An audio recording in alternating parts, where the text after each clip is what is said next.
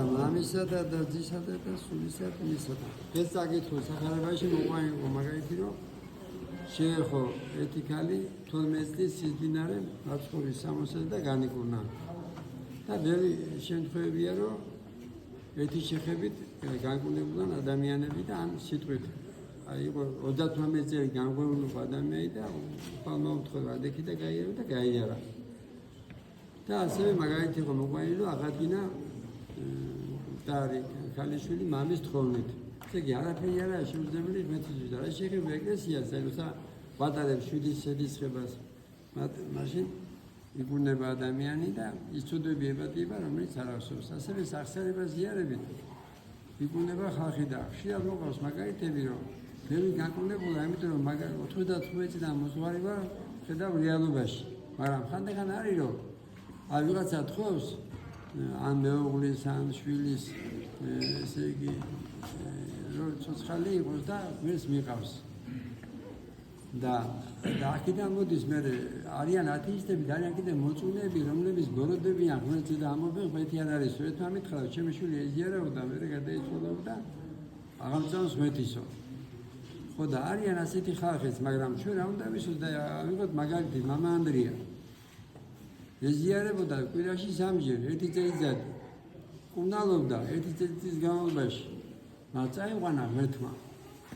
და მშობლები კი არ გაბოროდებულან, შექმნეს ფონდი და ეხმარებიან იმ ბავშვებს, ვისაც სისის გათრება აქვს.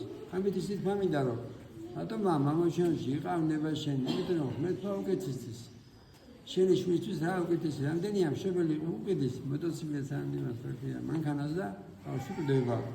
ასევე რამდენია რომ ესე იგი ფული აბუჭებსაც ხია. აი ბევრს ვთქვია რომ თანადროის პერიოდში რო გახდაო, გამარჯვება იცისო და ადამიანებს დაგარგაო. ამიტომ რაღაცას რო ითხოვ, ან დაუშვათ შეყვარებულები, ვიღაცას სრული აუსვედება სიყვარულში და მე დადის კითხავებთან, სხვადასხვა მოძღვრებთან, რო სრული შეუსვედეს და ამდოს 10-დან 7 დაშორება. ამიტომ თუ ლოცველი ხარ და სრული აგესულდება, სიყვარული იქნება თუ სხვა, უნდა იცოდე რომ ღმერთმა სხვა კითხავებთან კი ნათქვამთან კი უნდა ირბინო, უნდა იცოდე რომ ღმერთმა უკეთესის ვისთანხმები ბედნიერი, ამიტომ არ იყავნება შენი. ყველაფერში ეს არის სიტყვა გარდაცვალება, ქართული სიტყვა კარგად მეტყველებს იმაში, რომ კი არ გვდები ჩვენა. ხდება გარდაცვალება ერთი მდგომარეობა და მეორეში და ადგომა რო გიხარია, რა გაიარა უფალმა ადგომამდე საშინელი ჯვარც მეწამება. ასევე ახლა სიგარების გამო, ზოგი უსამართლობების გამო, ზოგი იქამდე მიდის, რომ ღმერთი არ არის. მაგრამ ჩემ მაგალითს მოიყვან აფხაზეთის ხალხის. რამდენს ვთქვია რომ რამდენი ხართო ეს ბერებიო, მგლებიო და ამ გააკეთა, ტკივილმა გააკეთა. ასევე ზოგი მეუბნება რომ აი აფხაზები და ოსები ესე იგი გაბოროდებულია. რატო? იმიტომ რომ ავიზდება რა, მარტო საკუთარი ტკივა. იქ დედა იყო თუ მამა იყო თუ ძმა იყო, საშინელება განიცადა, მაგრამ ფიზიკურად ვაგანიცადა აფხაზმა და ოსმა შენგან ქართველისგან ისა თუ არ ტკივა. ესე იგი, როცა შენ ღმერთთან ახარ, მაშინ ყველაფერს ხედავ. მარტო შენსაც კი არა, რომ დაგშაგდეს, არამედ შენ რა გააკეთე, აი როდა ეშალა საბჭოთა კავშირი აქედან გარკვეთა სხვა ეროვნების ხალხი, ამას ამას ქვია ფაშიზმი.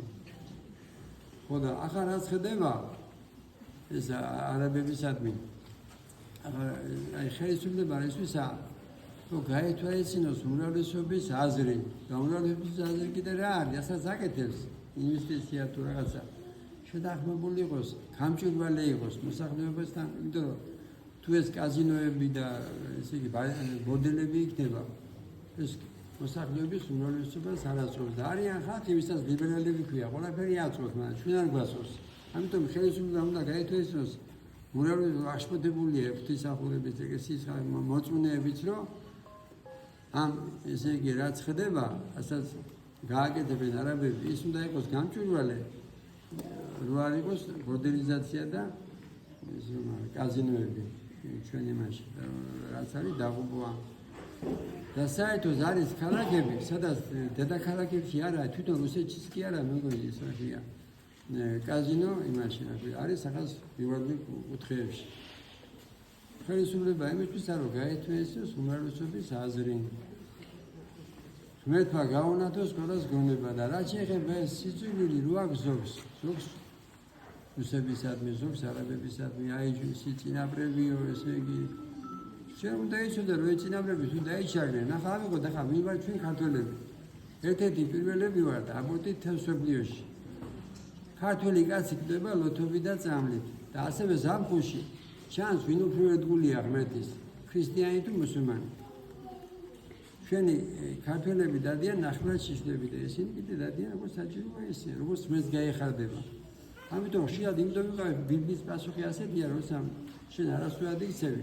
მარტო ენაზე რო ხარ ქრისტიანი, მე როგორც უსუდან ისევე იყო დედოფალი, იყო გავყნილი, ხალხმა ვიბაძავდა, მეც ვარ თემურლენგი დასაჯა. თულად არაფერი აღხდება. ნუ თამოგწეს სინანული.